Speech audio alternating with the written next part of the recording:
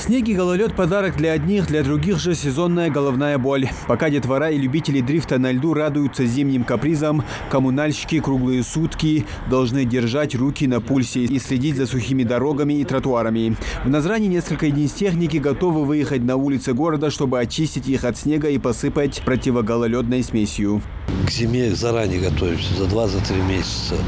Машины полностью готовы, смазочные, технически обслужены. Новые колеса, все поменяли. Соляная песчаная смесь готова. На сегодняшний день 100 кубов лахтажи. Договор есть, составили полностью. По необходимости.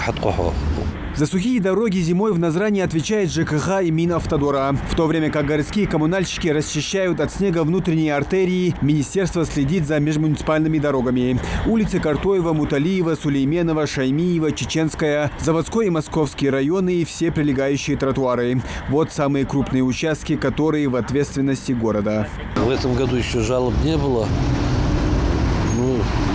Такого снега не было, погода пока нормально. А так утром гололед не бывает, он уже часам 10 уже все тает. Подсыпали чуть-чуть песка. Небольшой объем, правда говоря, просто возле подъемов. А так пока ничего такого не было. Чего нельзя сказать о других районах республики. Сразу 15 машин столкнулись недавно из-за погоды в Сунже. Серьезная авария была в сельском поселении Троицкое, а ДТП на дороге Назрань-Малгобек унесло жизни 3 человек. Там в начале месяца столкнулись «Газель» и «Десятка».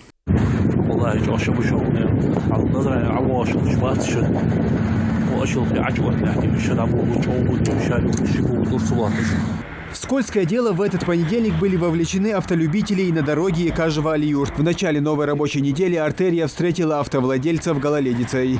По имеющейся информации обошлось без ДТП.